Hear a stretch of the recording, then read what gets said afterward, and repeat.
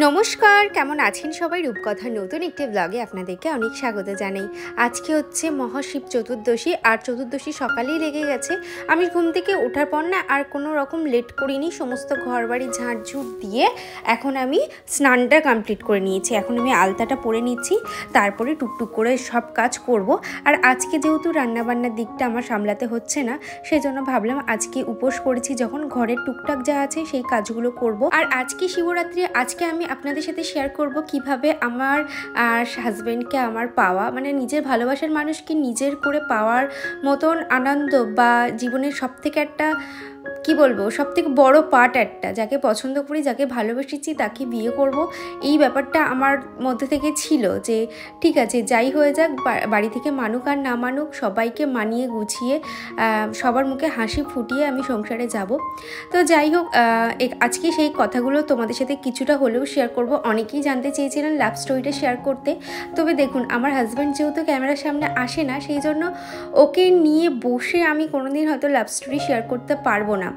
বলে না 5 বছরের রিলেশনও কিন্তু বিয়ের পর একটা মাস কাটতে না কাটতে ডিভোর্স হয়ে যায়, আবার 6 মাসের প্রেমও কিন্তু সারা জীবনের সঙ্গী হয়ে যায়। তো ব্যাপারটা হচ্ছে মনের মিল যদি থাকে, বা দুজন দুজনকে যদি বুঝি, দুজন দুজনকে যদি, সবথেকে বড় কথা যদি সম্মান করি না, দুজন দুজনের মানে দিকটা যদি গুরুত্ব দিই, তাহলে কিন্তু সেই সম্পর্ক টিকে যায়। একটা সাকসেসফুল ম্যারেজ আজকালকার দিনে দেখাই যায় না। তো ম্যারেজ সবাই করছে, কিন্তু সাকসেসফুল ম্যারেজ কজন আছে? মানে আমার চোখে দেখা তাদের অনেক বছরের রিলেশন কিন্তু বিয়ে হতে না হতে ডিভোর্স হয়ে যাচ্ছে। কি কারণে? না সে নাকি আর আগের মতন বোঝে না, বা পরিবারের মতন করে সে নাকি চলে, পরিবারের কথা শোনে, তো সে নাকি আর আগের মতন আর নেই। আমি আমার অভিজ্ঞতা দিয়ে বলছি, আমার এই 9 বছর বিয়ে হয়েছে, আমি আমার অভিজ্ঞতা দিয়ে একটা কথা বলছি। যারা নতুন বিয়ে করবে, বা সামনেই যাদের বিয়ে, বা যারা নতুন বিয়ে করেছো, তো তাদের উদ্দেশ্যে আমি একটা কথা বলবো যে তুমি যখন একটা বাড়িতে যাবে, সেই বাড়িতে তোমাকে বোঝার মতন হয়তো খুব কম মানুষ থাকবে, এমনকি তোমার হাজব্যান্ডও তোমাকে মাঝে মধ্যে ভুল বুঝতে পারে।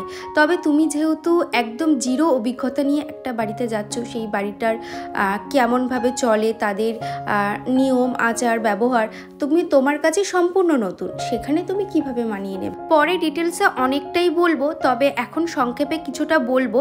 তার আগে আমি তোমাদের বলে দিই কী কী কাজ করলাম। এতক্ষণ ধরে আপনাদের সাথে কথা বলছিলাম, তার মধ্যে আমার অর্ধেক কাজ হয়ে গেছে। আর এই নতুন সোফা আসাতেই না একটুখানি যদি এলোমেলো থাকছে, তখনই আমি এটা গুছিয়ে নিচ্ছি। কি বলুন তো, এই জিনিসগুলো আমার খুব কষ্ট করে পাওয়া, তো সেই ক্ষেত্রে দাঁড়িয়ে আমাকে খুব যত্ন করতে হচ্ছে। মাত্র মামামের বাবা এবং মামাম গেল ফুল ফল দই এগুলো আনতে, আর এখন সমস্ত ঘরের কাজগুলো করে নেবো। সকালবেলা উঠে ঘর বাড়ি ঝাড় দিয়ে আমি আগে স্নান করে পুজোটা সেরে নিয়েছিলাম।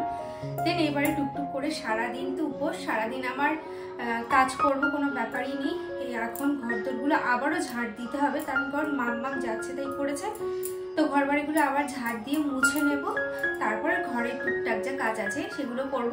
আর আমাদের যে লিভিং রুমটা, মানে আমাদের যে সোফা কাম বেডটা এসছে, তো ওইটা পুরো ডেকোরেট করে নিই, তারপর ওই ঘরের টুকটাও একদিন শেয়ার করবো। চলুন দেখতে থাকো।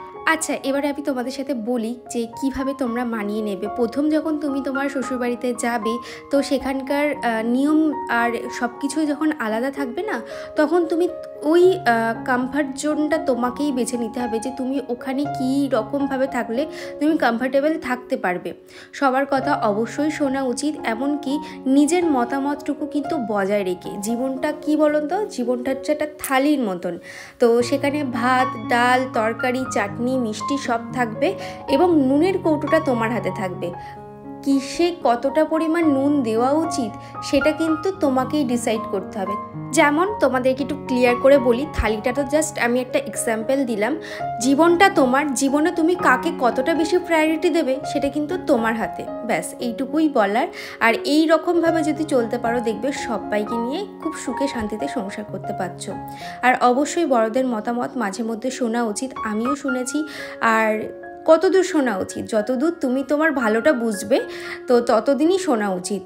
যখন দেখছো যে লোকের কথা শুনে তোমাদের হাজব্যান্ড ওয়াইফের মধ্যে ঝামেলা হচ্ছে, তখন থেকে সেই কথাগুলো শুনবে, কিন্তু মাথায় ঢোকাবে না। আমি এটা আগে খুব করতাম, যেটা হচ্ছে কোনো রকম প্রুফ ছাড়াই আমার হাজব্যান্ডের নামে অনেক এলিগেশন দেওয়া হতো, যে ও অমুক ও তমুক, তো আমি সেই কথাগুলো শুনতাম বা আমাকে দুটো চারটে কথা বললে সেই রাগটা আমি আমার হাজব্যান্ডের উপরে দিতাম, এইরকমও দিন গেছে।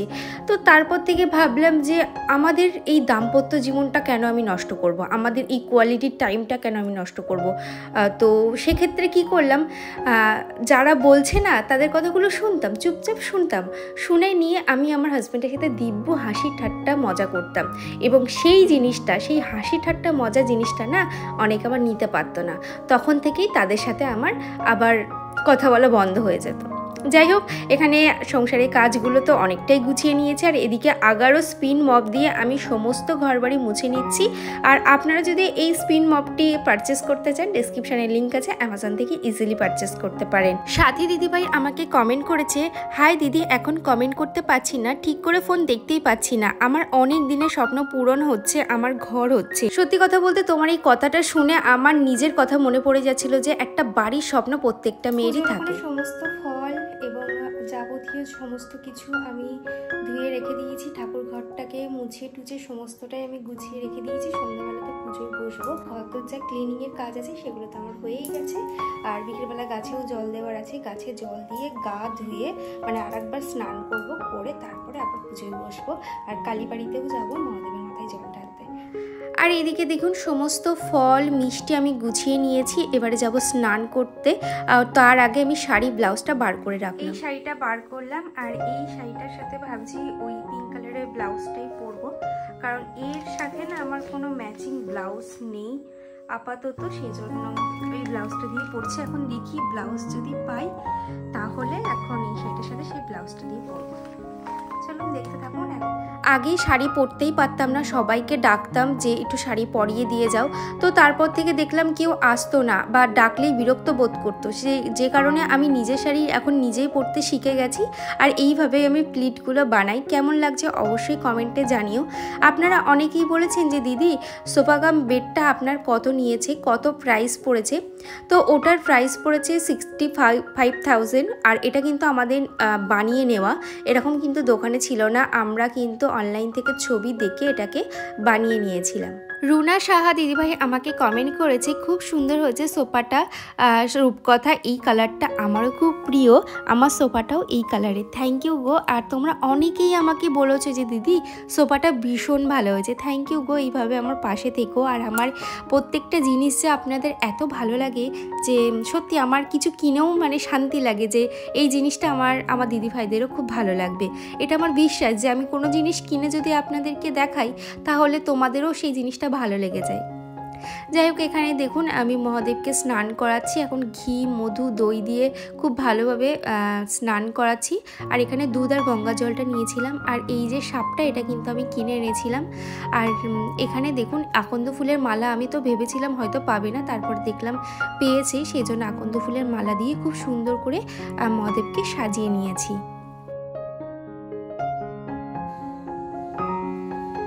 তো এখন বেরোবো আর মন্দিরে যাব। বাড়ির পুজোটা আমার হয়ে গেছে, বাড়ির মহাদেবকে আমি স্নান করে পুজো করে এখন বেরোবো মন্দিরে যাওয়ার জন্য। মামার পাপা রেডি হচ্ছে, রেডি হলেই বেরোবো। আর অনেক দিন পর আজকে একটু ব্লাশ লাগালাম, কেমন লাগছে অবশ্যই কমেন্টে জানিও। বললাম আর এই যে হারটা পুরী থেকে নিয়ে এসেছিলাম, তো সেই হারটাই পরেছি, কেমন লাগছে অবশ্যই কমেন্টে জানিও। প্রথমবার এই রকমভাবে সাজলাম, মানে এই রকমভাবে শাড়ি হার পরে কোনোদিন আমি সাজিনি, আর বা শাড়ি পরলে আমি গোল্ড জুয়েলারি পরেছিলাম, তবে আজকে দেখলাম যে ব্লাউজটার সাথে হারটাও যেন ম্যাচিং হয়ে গেছে। আর কালীবাড়িতে এসে তো মাথায় হাত যে এত লম্বা লাইন, প্রায় আধ ঘন্টার ওপরে আমি লাইনে দাঁড়ানোর পর দুধ গঙ্গা জল ঢালতে পেরেছি। আর এখানে প্রচুর ভিড় ছিল, আর এখানে সারা রাত মেয়েরা জেগেও থাকবে, যেহেতু মাম্মাম ছোট সেই জন্য আমি থাকতে পারবো না। মাকে দর্শন করে পুজো করে বাড়িতে চলে আসলাম। তো এইমাত্র বাড়িতে আসলাম, মহাদেবের মাথায় জল ঢাললাম, আর দেখলেন তো মন্দিরে কত ভিড়। আমরা প্রায় ওই আধ ঘন্টার ওপরে আমরা লাইনে দাঁড়িয়েছিলাম, তারপরে জল ঢেলে মায়ের ওখান থেকে পুজো দিয়ে তারপরে চলে আসলাম বাড়ি। এবার কতক্ষণ রাত জাগতে পারবো আমি সত্যিই জানি না, যতক্ষণ পারবো আমি রাতে জেগে থাকার চেষ্টা করব।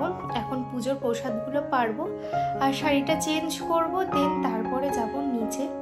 তো চলুন আজকের মতন ব্লগটা আর বড় করছি না, এখানেই শেষ করছি। দেখা হচ্ছে নেক্সট ব্লগে, ততক্ষণ সবাই সুস্থ থাকবেন।